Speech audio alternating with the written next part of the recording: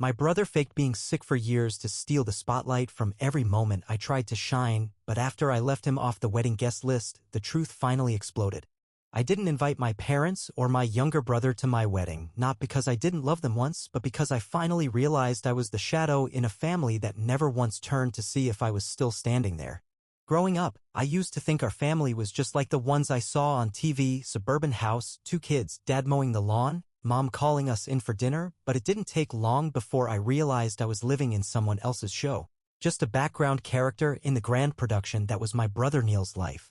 Neil was diagnosed with asthma when I was 11 and he was 9, and from that day on, everything in our household shifted like someone pulled the emergency brake on my childhood and never released it.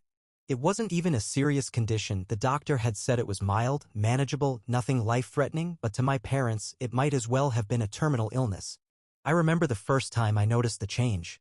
I had just won a regional math competition, first place out of dozens of schools, and came home with a shiny plaque I thought they'd hang in the living room. But instead of celebrating, my mom was frantically checking Neil's breathing and my dad was driving him to urgent care because he said he felt tightness in his chest. That plaque sat on the kitchen counter for 3 days until someone moved it to a drawer under the phone, right next to old takeout menus and expired coupons. It didn't stop there. My 13th birthday? They forgot. Neil had a stomach cramp. My 15th grade science fair? They never showed. Neil had trouble sleeping. It was always something: an ache, a cough, a dizzy spell, and it always came on the day I had something important. I used to tell myself it was just bad timing, that they wanted to be there, that they felt guilty for missing it all. But after a while, even I couldn't keep selling myself that lie. By the time I got my acceptance letter into Northwestern, full ride, computer science, I didn't even tell them right away. I waited 2 days, and when I did, my dad asked if I could defer a year to stay close in case Neil needed something. Neil, who at that point was mostly fine, barely even used his inhaler anymore and spent his time gaming with friends, living what looked like a normal teenage life. But the idea of me leaving, doing something on my own, somehow felt like a threat to their entire system of care, as if I was being selfish for having dreams at all. When I left for college, it wasn't bittersweet. It was just bitter. No hugs, no packed lunches, no advice from my dad on how to navigate adulthood. Just silence. I went alone, took the train with a duffel bag and a heart full of resentment I didn't yet know how to name. I worked nights tutoring, took coding gigs online, and eventually landed a killer internship junior year that paid well enough to start building the life I wanted. I was getting by. But every now and then I'd hear from my mom, usually short texts: "Neil's sick again. Say a prayer." Or, "He's in the ER. Can you come home?" And every time I thought about coming back, I'd remember the way I used to sit on stage looking into the crowd for a face that never showed. When I met Emily, my now wife, it was at a startup pitch night. She was brilliant, the kind of woman who sees you for who you are and asks nothing but honesty in return. She asked me early on why I never mentioned my family. I told her it's complicated. But the truth is, it was simple. I stopped showing up for people who never showed up for me. When we got engaged last year, we debated everything: venue, food, honeymoon spots, but the hardest decision wasn't logistical. It was whether or not to invite the people who gave me life but never once seemed interested in watching me live it. I didn't want the ceremony ruined by another one of Neil's episodes. I pictured Emily walking down the aisle and my mom rushing out mid-vow because Neil texted that his head hurt. I pictured empty chairs where love should have been, and that vision nearly broke me. So we didn't invite them. Not Neil. Not my parents. Not the people who had conditioned me to believe I wasn't worth celebrating unless it involved someone else's crisis. I invited my friends, Emily's family, and a few cousins who always treated me like I mattered. And for once on that day, I felt like I wasn't the shadow in someone else's story. But the past has a way of clawing its way into the present, and what happened after the wedding was something I never could have predicted. The morning of my wedding, I expected the nerves, I expected the jitters, the buzzing in my chest like I'd downed 3 cups of coffee, but what I didn't expect was the calm that followed when I looked around and realized there were no ghosts here. No one watching with silent judgment. No one waiting for the spotlight to shift to someone else's invented emergency. For the first time in my life, every person in that room was actually there for me. Emily looked like something out of a dream, laughing with her sister while her mom helped pin her veil, this light in her eyes I'd never seen directed at me until she came into my life. Her family wasn't just supportive, they were present in the way mine had never been. Her dad cracked jokes with my friends, her brothers clapped me on the back and told me they were glad to finally call me family. And her mom, she helped straighten my tie like I was already one of her sons. I didn't realize how much I'd missed having a real family until I was dropped right in the middle of one. After the ceremony, during the reception, I gave a short toast. I kept it light, thanked everyone, talked about love, commitment, building a future together. But what I didn't say, what I wanted to scream, was this: thank you for not making today about someone else's drama. Thank you for letting me have this moment unbroken and uninterrupted. But life, especially mine, never lets peace last long. 2 days later, my phone lit up like a bonfire. Missed calls, voicemails, texts, all from numbers I hadn't heard from in months, maybe years. My cousin posted some reception photos on Instagram, tagging me in one where I was laughing with Emily, holding her hand. Both of us lit up with that just married glow. Apparently, my mom saw it. Her message came in first. It was short, almost surgical. So this is how you repay us? After everything we've done for you? Then my dad. You humiliated this family. Don't ever contact us again. Then Neil, of course. Hope your perfect little day was worth ripping our family apart. At first, I didn't respond. I figured silence would say more than words ever could. But it didn't take long for the calls to turn to guilt trips. Aunts and uncles I hadn't spoken to in years started texting things like, family isn't perfect, but they're still family, and you should have let your parents be there for your big day. Funny thing is, they all assumed I'd excluded them out of pettiness. No one seemed to consider that maybe, just maybe, I was tired of watching every important moment of my life sacrificed at the altar of Neil's fabricated suffering. Because here's the thing, Neil's asthma? The one that shaped our entire family's existence for nearly 2 decades? Turns out he admitted to faking most of it. Yeah, that came later, but it all started unraveling after the wedding. A few days after the backlash started, Emily's mom, who's been a pediatric nurse for over 30 years, offered to help smooth things over. She thought maybe a kind, neutral voice might help. She called my mom and tried to explain that maybe Neil's condition wasn't as serious as they thought. She brought up his social media posts, videos of him at the gym, hiking, playing basketball with his friends. My mom hung up on her. Not even 10 minutes later, my sister-in-law, Emily's older sister, got a call from my mom accusing her of sending spies to dig up dirt on Neil. That's when it hit me, they weren't just blind to the truth, they were actively protecting the lie. The next week, Emily and I hosted a small dinner for close friends and the few relatives from my side who had come to the wedding. My cousin Kay pulled me aside, clearly nervous. She said she had something to show me. It was a screenshot. A message thread between her and my mom dated a week before our wedding. In it, my mother talked about how Neil might not feel well that day and how they'd have to step out during the ceremony to remind people of what really matters. They were planning it. Before they even knew they weren't invited. Kay looked me in the eye and said, I didn't want to believe it either, but they've been doing this for years. You just finally stopped letting them. And in that moment, something inside me cracked wide open. Every missed concert, every ruined birthday, every quiet, bitter celebration where I smiled through gritted teeth. None of it had been accidental. None of it had been bad luck. It was a pattern. And I was done pretending it didn't exist. I couldn't stop thinking about those texts Kay showed me, the way my mom was already planning a disruption to my wedding, not because Neil was sick, but because the idea of me being the center of attention made her uncomfortable. That wasn't love. That wasn't concern. That was sabotage dressed up as concern, and the more I sat with it, the more memories started unraveling like loose threads in a sweater I'd spent my whole life wearing just to stay warm. One memory hit harder than the rest. I was 17. I had just gotten nominated for a statewide coding scholarship, an opportunity that would have launched me into a summer mentorship with one of the biggest tech firms in Chicago. I was over the moon. It was one of those moments you dream about when you're a kid with big plans and no safety net. I remember rushing home, scholarship letter in hand, ready to tell my parents. But Neil was already on the couch, moaning about chest tightness again. My mom didn't even look up when I walked in. She waved me off with a "not now, he's not feeling well," like I was interrupting something sacred. My dad told me to save it for later.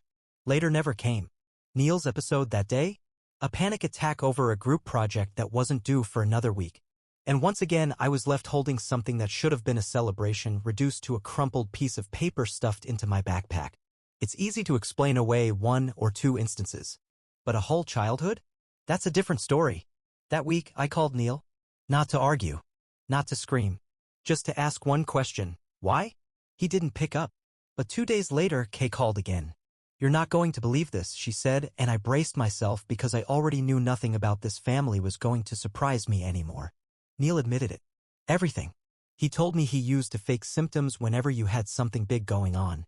He said it started as a joke, but then it just kept working. And he didn't know how to stop. I didn't say anything at first. I just stared at the floor like the answers might be hiding in the wood grain.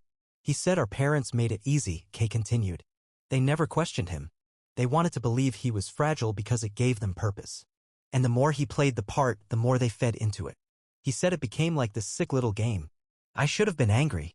I should have wanted to drive over to his apartment and throw every memory we ever had out onto the street. But mostly, I just felt tired. Bone deep tired.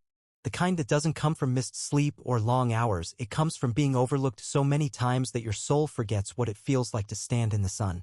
But Kay wasn't finished. There's more, she said. I found messages from your mom before she even knew she wasn't invited to the wedding, where she was talking about how Neil would probably need help that day and how maybe they'd have to leave early if things got too emotional. She literally wrote, "We'll remind people what really matters." I couldn't believe what I was hearing. Or maybe I could. Because if I'm being honest, I always knew something was wrong. I just spent years convincing myself that it was all in my head. That night, Emily found me sitting on the porch in the dark. I was staring out at nothing, holding my phone but not scrolling. Just gripping it like it might anchor me to the earth. I should have let go a long time ago, I whispered. She sat beside me, slid her hand into mine, and said the most honest thing anyone's ever said to me, "You did. On our wedding day. Now you just have to stop looking back." And I knew she was right. But letting go of a family that shaped you, even one that shaped you through neglect, isn't clean. It's messy. It hurts. It comes in waves. And the next one was already building behind the horizon. Because what happened after Neil's confession, what came next, would be the final crack in the glass. The moment when the truth didn't just come out. It exploded. You ever have that moment where the thing you suspected, the thing you feared deep down but never dared to say out loud, finally gets confirmed, and instead of feeling relieved, it just leaves you hollow? That was me after Kay told me Neil had confessed. I should have felt vindicated. I should have felt like I finally had proof I wasn't crazy. But all I felt was grief. Not for what was lost, but for what was never there to begin with. The very next morning, Emily's mom, still trying to build a bridge, reached out to my mother again. She's the type who always wants to believe people are redeemable even when they've done everything possible to prove otherwise. She called and gently asked if maybe the family could come together for a post-wedding dinner, something small, maybe a chance to make peace. My mom didn't just decline. She accused Emily's mother of trying to drive a wedge in the family. She said Neil had been inconsolable since the wedding and was now experiencing serious mental health deterioration because of the betrayal. She claimed he was rushed to the ER for stress-induced breathing problems and that I was killing my brother with my selfishness. I'll admit it made my stomach drop for a second until Kay called me that night, laughing bitterly. He was at a baseball game. Front row. Pounded a beer. I saw him there myself. I didn't want to believe it at first. But then Kay sent the photos. There he was, face-painted, grinning, holding a plastic cup in one hand and a hot dog in the other. The same day I was supposedly breaking his fragile little heart into 1,000 pieces. He was out living his life just fine. Again. That's when it stopped being about old wounds and started becoming something else entirely. Malice. This wasn't just family dysfunction. This was psychological warfare, and it had been going on since I was a kid. And then came the memory that made me sit straight up in bed one night, heart pounding like I was back in high school. I was 17. Homecoming night. I'd scraped together every dollar from my part-time job to buy a navy blue suit, got my cousin's old dress shoes polished, and I was nominated for homecoming court. It was supposed to be a big deal. I remember the photos my date's parents took as we stood on the porch. I was fixing my tie when I heard my mom yell from inside. Neil was doubled over in the kitchen, clutching his side, groaning about sharp abdominal pain. My dad rushed to the car. My mom turned to me, her voice tight. "We'll be back in time. Don't leave without us." They never came back. I stood on the porch in that suit for over 2 hours, my tie crooked, holding a corsage that never made it to the dance. My date eventually went alone. I sat on the front steps until midnight, waiting to hear the car pull in. You know what Neil had? Gas. That's what the doctor said. Just gas. And still, no one said sorry. No one even talked about it after. It was like the entire night never happened. After remembering that, I couldn't sleep. I paced the kitchen, ran the tap just to hear something steady. And then I opened my laptop and did something I never thought I'd do. I started writing it all down. Every missed moment, every time my parents looked right past me, every fake emergency that stole my light. I wasn't trying to be dramatic. I just needed to see it laid out chronologically like a case file. Maybe part of me wanted to convince myself that it really was as bad as I remembered. Maybe part of me still thought I was exaggerating. But as the timeline filled up, the pattern became impossible to ignore. And that's when I realized this was never about asthma. It was about control. Control over the narrative. Control over the attention. Control over whose life mattered. And Neil? He just learned early how to play his role to perfection. The next week, Kay shared those same message screenshots with a few other family members. Some of the ones who'd called me selfish, dramatic, petty. People who'd bought the story my parents were selling. Aunt Lisa called first. "I owe you an apology," she said. Uncle Frank messaged the next morning. "I saw it. I'm so sorry. I didn't know it was that bad."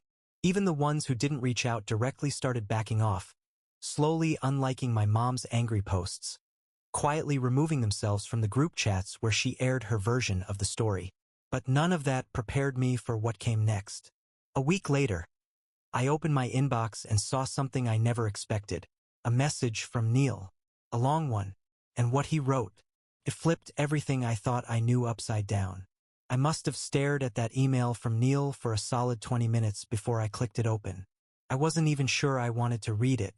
After everything, after the lies, the gaslighting, the way he stole every milestone from me like they were souvenirs from a trip he didn't even take.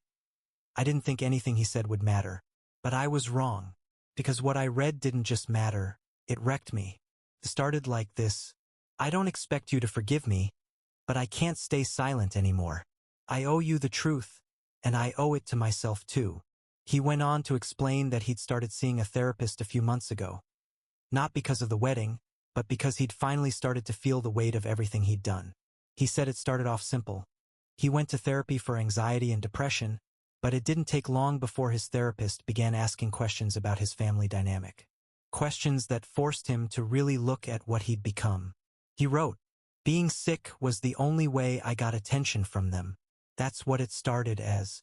I didn't know any better when I was a kid. I just knew that if I said I had a headache or tightness in my chest, everything stopped. Suddenly, I mattered." Neil admitted to exaggerating, to faking episodes on days when he felt like I was getting attention. He called it a game at first, like it was a joke, but said it quickly became a habit. Then an addiction. Then an identity. He didn't even know where the real health issues stopped and the lies began. He said he remembered that homecoming night. He remembered watching from the hospital room as the nurse checked his vitals and said everything was fine, and how my name came up. How Mom said, "We'll have to make it up to him somehow." But they never did. They never even tried. He said he knew I had no idea, but that for years, whenever I succeeded, he'd spiral. I didn't know how to exist in a world where you were doing well and I was just normal. I was scared no one would care about me unless something was wrong. He told me the text messages Kay found, he read them too. And they made him sick. That our mother had planned to sabotage my wedding without even being invited, that broke something inside him, and he said that's when it finally clicked. He wrote, "They never cared about either of us the way they should have. They just cared about being needed." And then he said the one thing I never expected.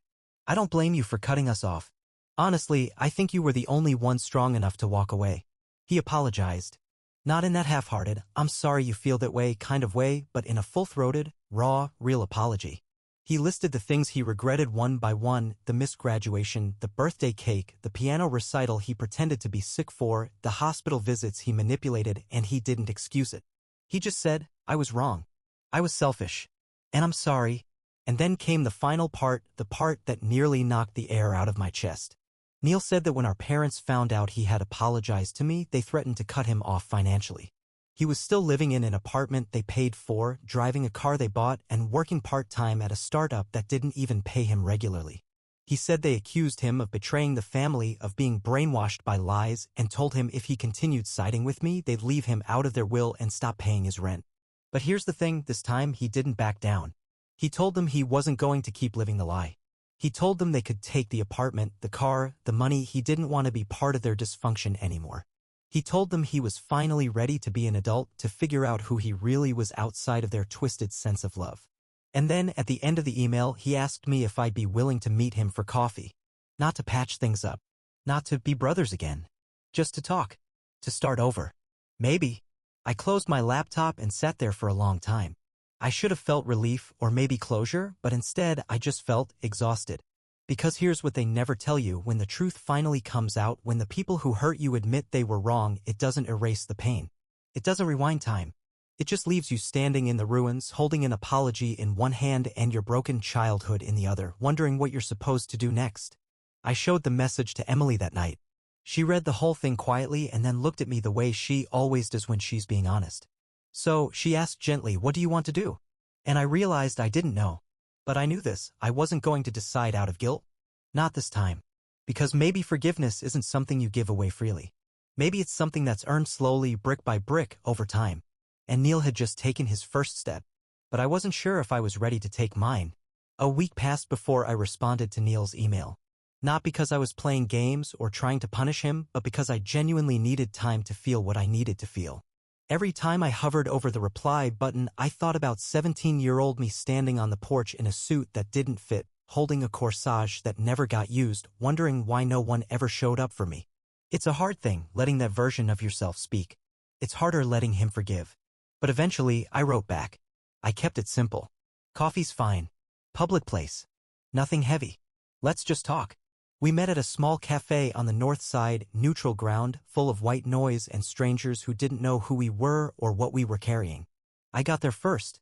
I chose a table near the window, not too close to the exit but far enough that I could breathe. I didn't know what I was expecting, but when Neil walked in, I didn't see the manipulative kid I'd grown up resenting. He looked smaller somehow. Not physically, just less sure of himself. Like a balloon that had finally let out all the air. He didn't sit down right away. He stood across from me, unsure, waiting for permission. "Sit," I said, and that broke the tension enough for both of us to breathe. The conversation started awkward, some light talk about work, weather, anything but the thing we were actually here for. He sipped his coffee like it might turn cold truth into something easier to swallow. Then, after a long silence, he said, "They kicked me out."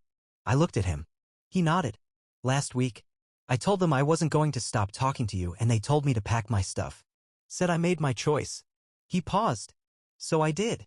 He was living in a friend's spare room, working odd shifts at a print shop to make ends meet while looking for a full-time job. Said he sold the car to cover rent for the next couple months. He wasn't looking for sympathy, at least not from me. He said it all matter of fact, like he'd already grieved the family he thought he had. "I deserved it," he added. "I let them turn me into someone I don't even like." I asked him why he'd gone along with it for so long, why he didn't stop when he saw what it was doing to me. His answer was quiet. "Because I was afraid that if they didn't need me, they'd stop loving me." It hit me in a way I didn't expect.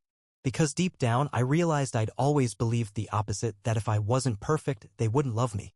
That if I wasn't achieving something extraordinary, I didn't matter. We were two sides of the same broken mirror. "I wasn't just competing with you," he said.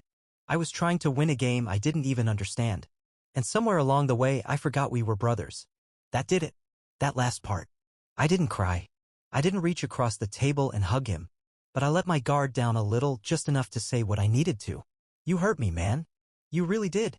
You took things from me I can't get back. And I don't know if we'll ever have the kind of relationship other brothers do. But I believe you're trying. And that counts for something." He nodded, eyes glassy, but he didn't cry either. That was the kind of moment that didn't need tears. It just needed space. We talked a bit more, nothing deep. Just about where we were living, how Emily was doing, whether I thought the Bears were ever going to figure their offense out. For a moment, we felt like guys who maybe had a shot at something better than history. When we left the cafe, he offered to pay. I declined. I told him he could cover the next one, if there was one.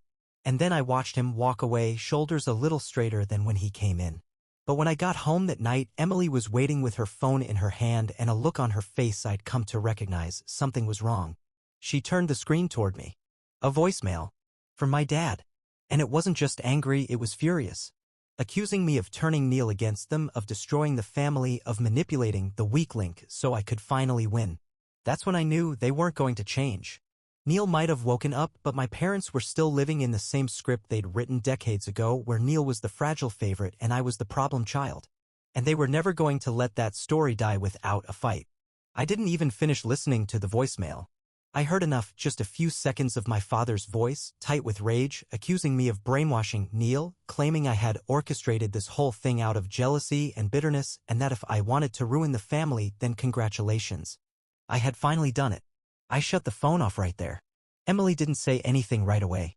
She just placed her hand on my shoulder and looked at me the way she always does when she knows I'm trying not to fall apart. I'd spent most of my life chasing that man's approval. And in one voicemail he confirmed what I'd refused to believe for years: he'd never been rooting for me. Not once. A couple of days passed before Neil reached out again. He had gotten a similar message from our mother, though his was even more emotional. Voice trembling, guilt-laced, the kind of manipulative sweetness she'd always used when she needed to bend us into place.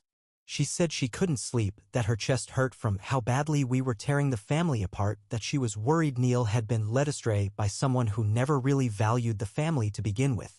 That someone, of course, being me. Neil was shaken. I could hear it in his voice when he called.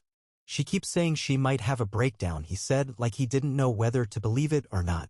I told him the truth. That's what they do, man. Guilt is their leash. The second you slip out of it, they tug. He sighed. I keep thinking maybe they'll come around. That if I explain it the right way. I cut him off gently. They won't. They don't want truth. They want control. It felt awful saying it out loud. Like I was breaking something sacred.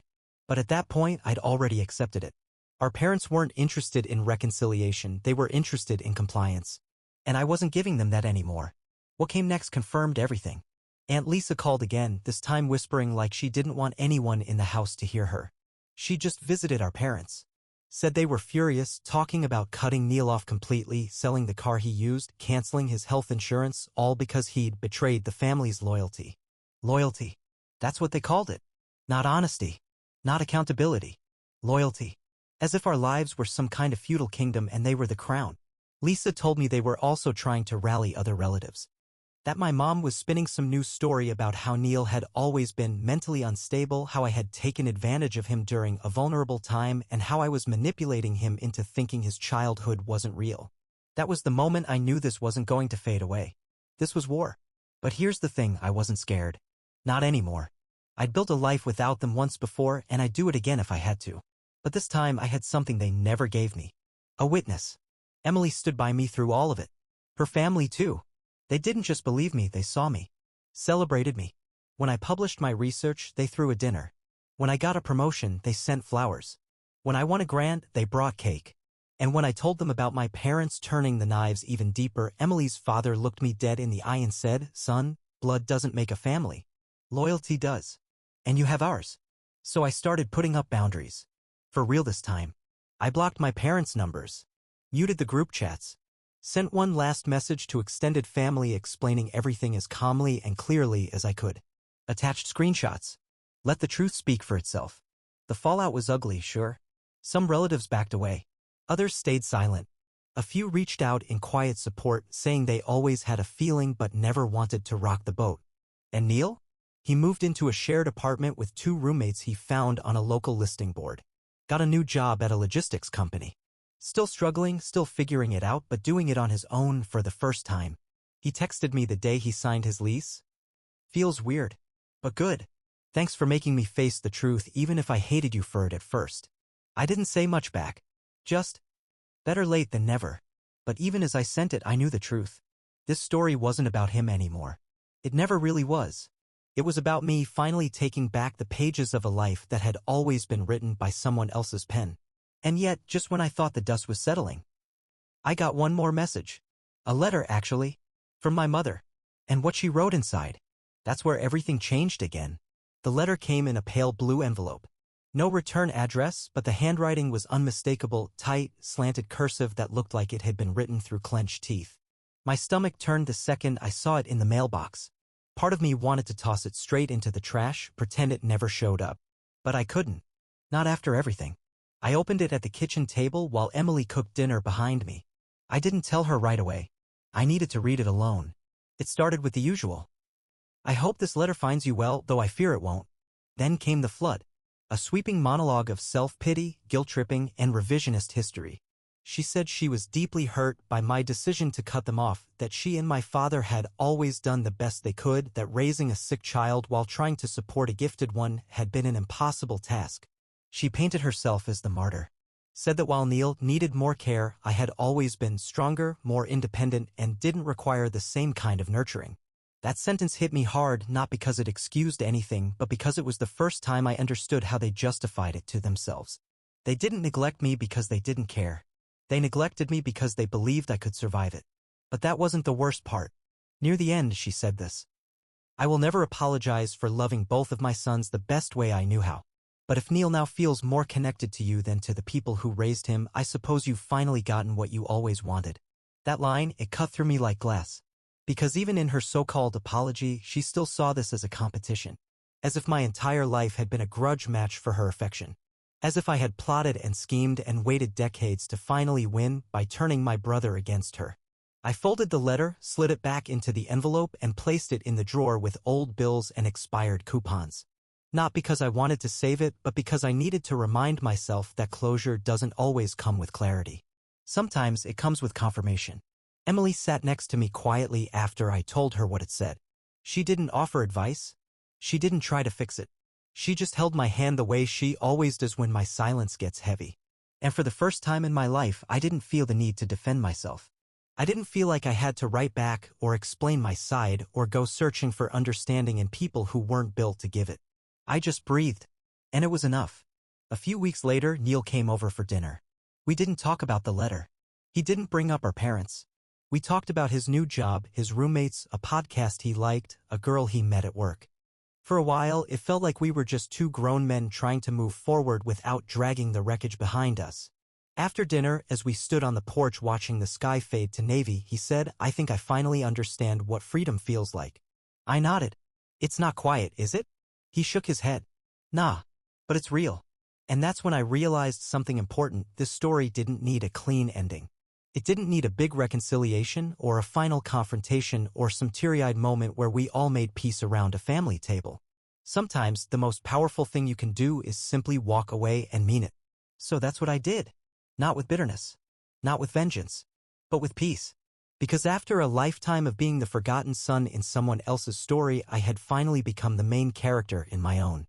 And for once, no one was going to steal the spotlight.